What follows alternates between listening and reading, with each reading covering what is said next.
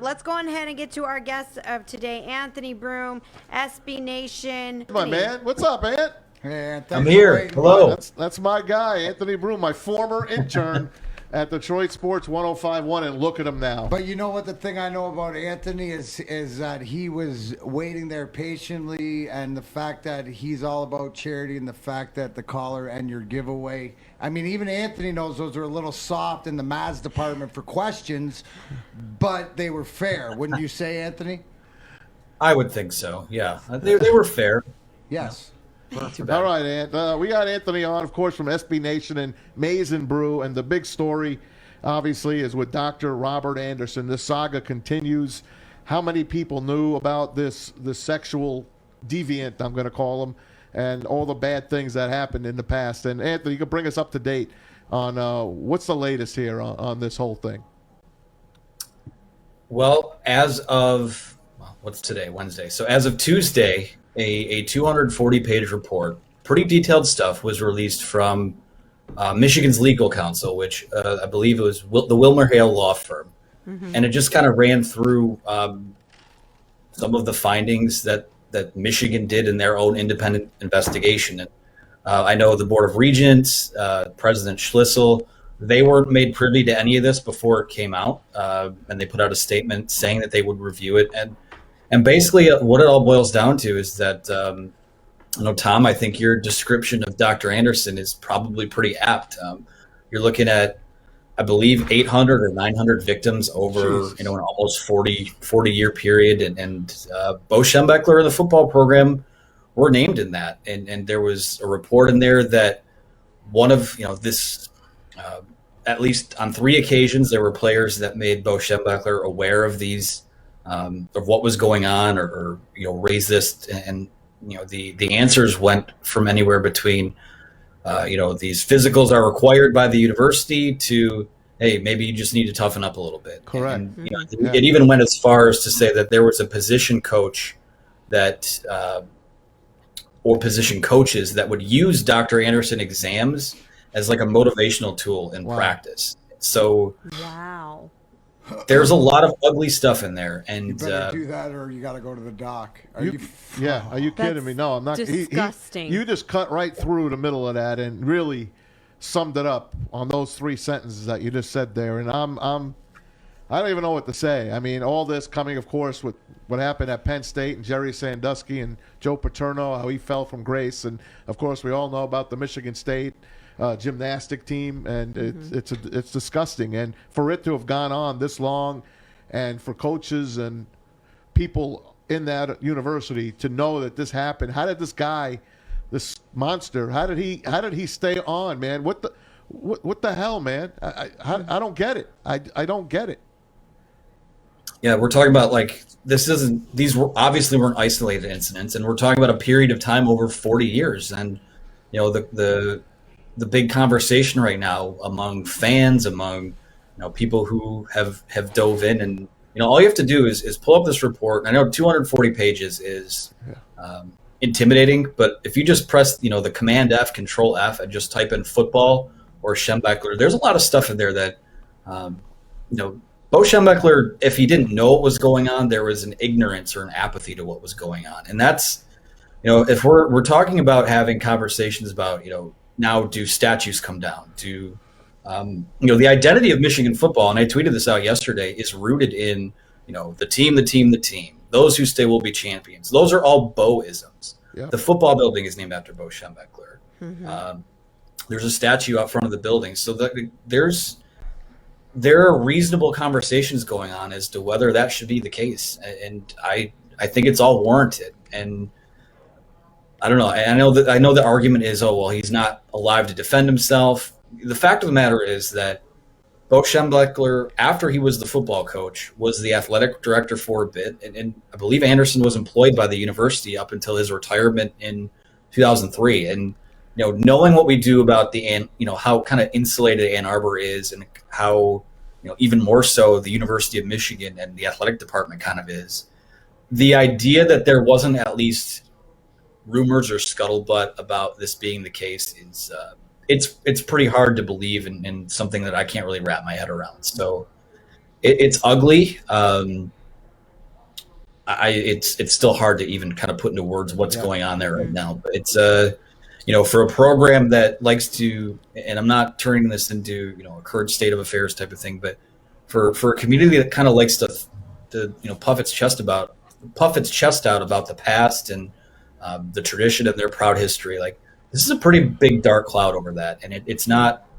It's 800. We're talking 800 or 900 people. Like, this isn't hearsay, and these are findings from an investigation by the law firm that was hired by the university. So it's ugly, and I don't know where they go from here. I know it probably should happen, but I don't know what comes next for them.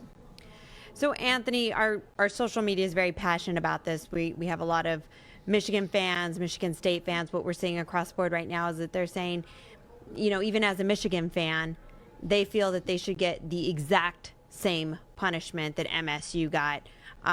They should just have the book thrown at them. Do you think that this is going to be one of those things that they will have the book thrown at them, being that the doctor's no longer here to be able to defend himself or stand trial? Neither is Bo. Yeah. Yeah, that's the difficult and what will ultimately wind up being the hundreds of millions of dollars question.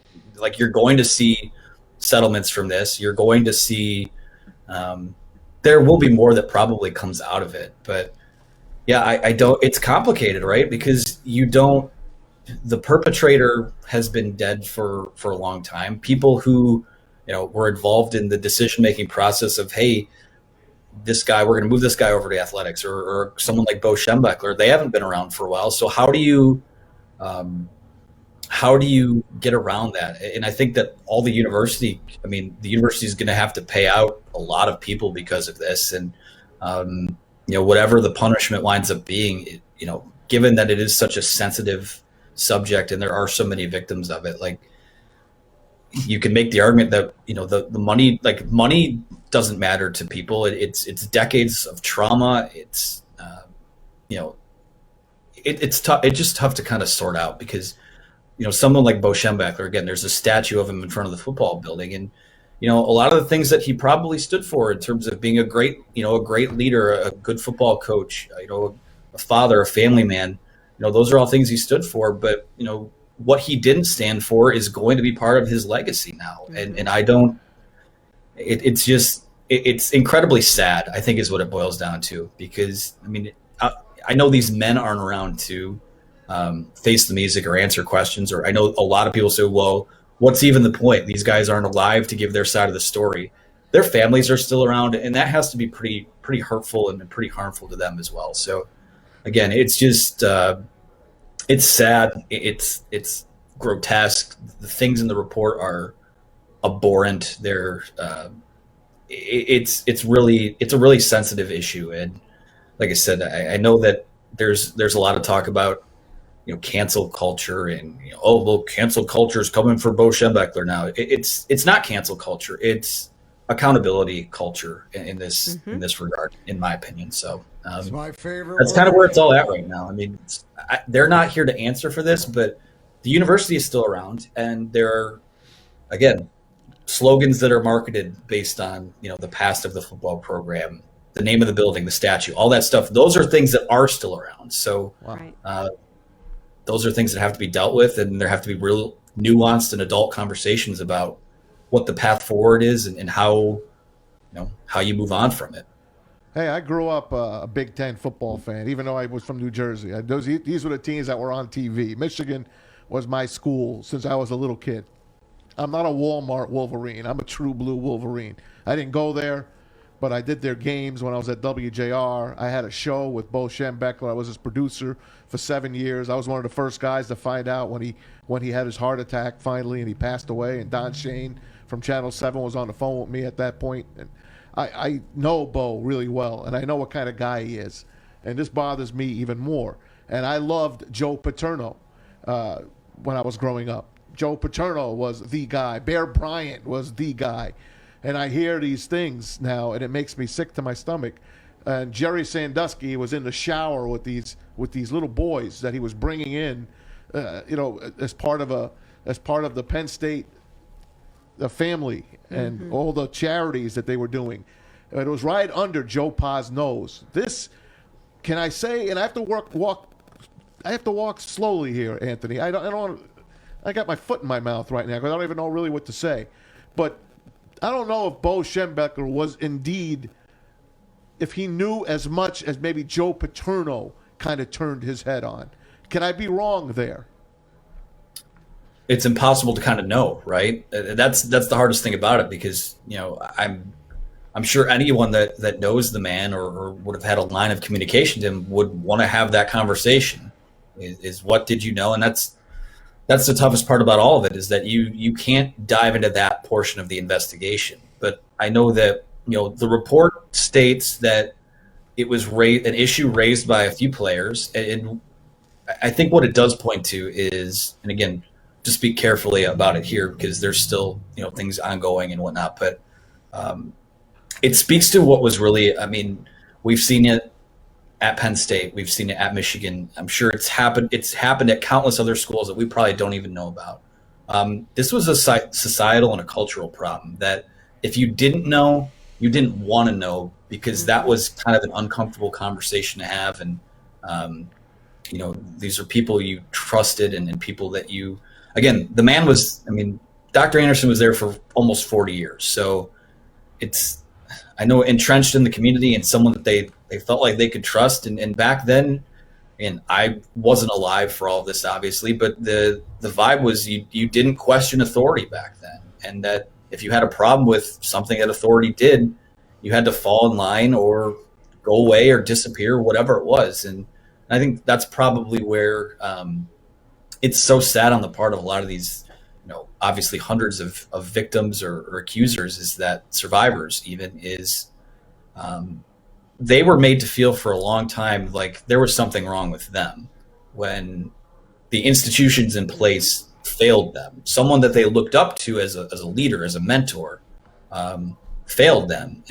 But they were made to feel like because they didn't fall in line, or because what was being handed down to them was uncomfortable, that was something that was wrong with them. So that's, to me, that's to me the saddest part of all of it, is the decades of trauma.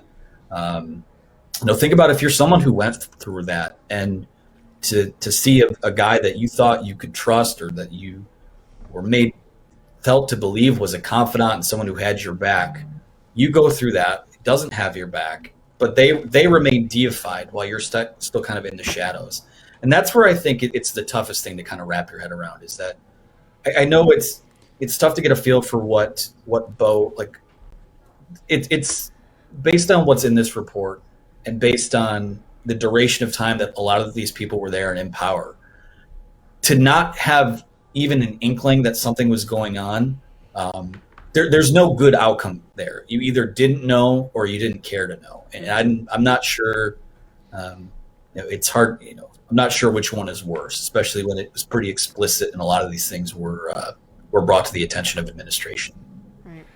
Heavy is the head that wears the crown, and that's what we're talking about here, because like you said, culture-wise, and Bo Schembechler, not to even the kids he coached, to the whole community, to everybody, the fan base, to Maz in Jersey and stuff like that, where we could. And you bring up a great point, because now it's accountability, and we see this all across, and it transcends sports into politics into life, about things that are being held accountable and the story out. Because I think you nailed it as far as it's the don't ask, don't tell, turn your back until it, like, what is the responsibility these days, is because having that much power, you're supposed to know what's going on underneath you instead of turning your back, or whatever, how it ever played out, which we don't know the answers. But today's date, you look at statues going down everywhere. I bring up, Confederate statues in the South, and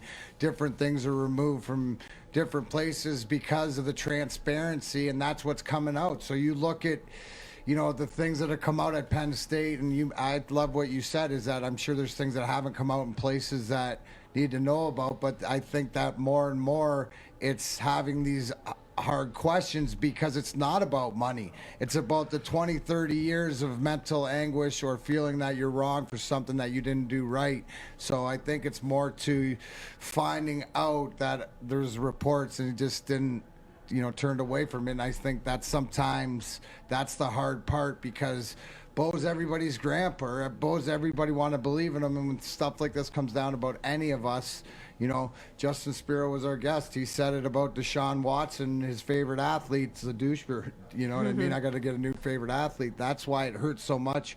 And it's allowed, but, got to be accountable for the actions of the past.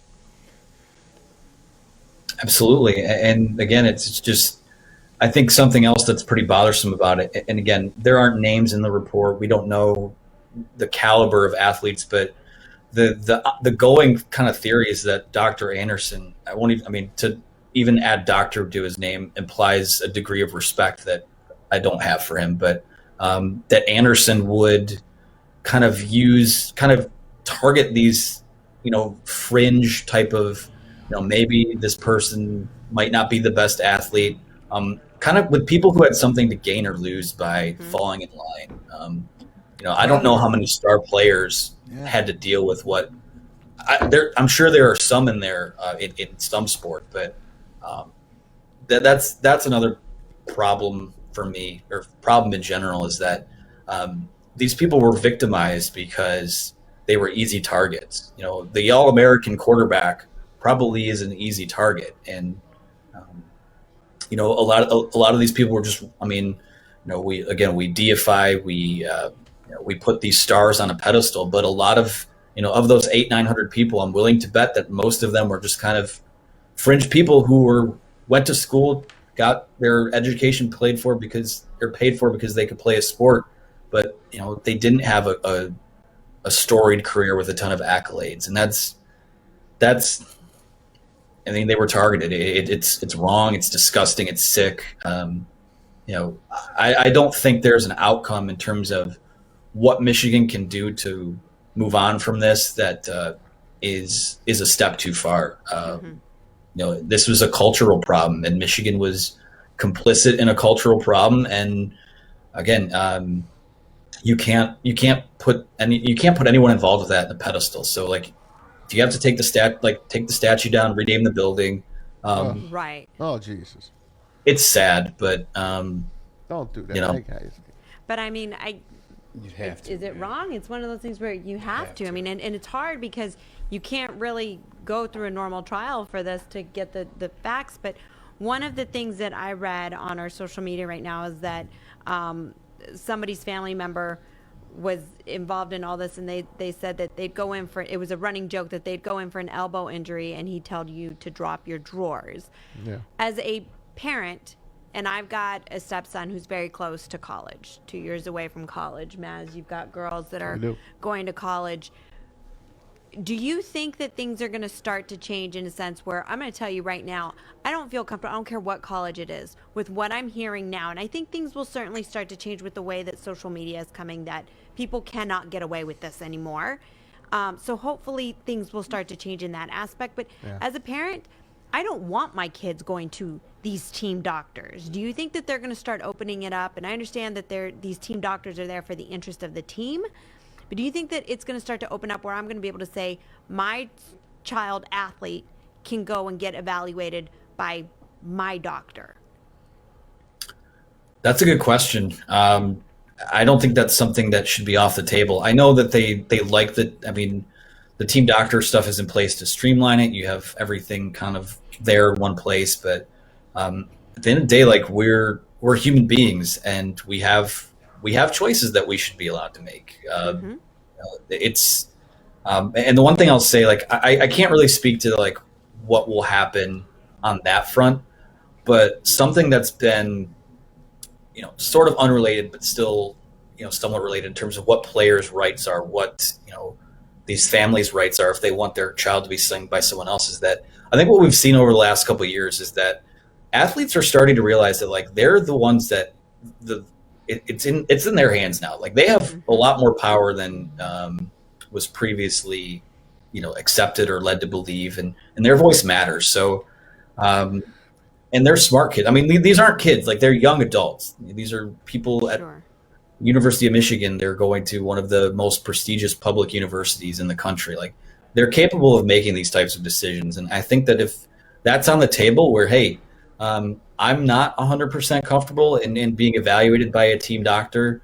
I don't think that should be frowned upon, and I think that should be allowed. So yeah, I certainly think that, and I should say there's been nothing that's come out about any types of wrongdoing, since whenever it was 2003 or whatever. But for a long time we didn't hear about any of this either. So if it adds a layer of transparency to the process, I think that's something that can and should be on the table. So yeah, absolutely. I think that would be good. Anthony, thank you so much, man. You guys got to read this guy. He's phenomenal. I'm so proud of him. Keep up the great work, and we'll follow you and talk about fun stuff soon, about Harbaugh and trees climbing up to get a recruit soon. I mean, that's got to be that's coming, man. That sounds like fun. Yeah. I thought I was burned out on all that, but I would take any of that right now over this. Amen. So, Thanks, but Anthony. thank you for having me on. I appreciate it. We love you, man. Thank you very much. You guys can. Anthony Broome, SB Nation, Amazing Brew. And, this takes us to the NFL really quick. Look at the NFL, how they had to go and get an outside doctor now because of the concussions. And their doctor will be like, hey, let me see it. Pilar, how many fingers do I have up? Right, exactly. You good? All right, Two, go ahead back into the game. Yeah. Now they have somebody else that's why the blue tent is on the sidelines, is because of all these concussions. And, of course, the NFL's covering their ass. And I'm sure that these new guys that they have coming in, they probably bought them off as well, to be perfectly frank. We can't be that naive to think that these other doctors aren't clearing players quicker either. But this is where things are changing. My daughters, obviously, when they have a physical, we go to our own doctor, and we turn the physical into the schools. Sure. Of course, if they're playing big-time college sports, that's going to be a little bit different. Of course. But I still think that I don't care if you go to the most prestigious school. These are top schools in our nation that we're having these problems with. I feel that you should have the right to say, I don't want to go to a team doctor. I'm going to go to my own doctor. And if there's a discrepancy, then I'll go to a third doctor. But I don't want to go to another. It doesn't matter. The bottom line is it's somebody you trust. Absolutely. Somebody that you mutually trust to get to the process. And it's so sad that this stuff has happened and come out, but the only way to fix it is to be transparent about it and move forward. So absolutely. All right, guys, when we come back, it's going to be time for us to get to a little bit of me gusta or no me gusta, and also to D-Max Hacken Wax. Ooh, he's so still don't hot. go anywhere. He's red hot.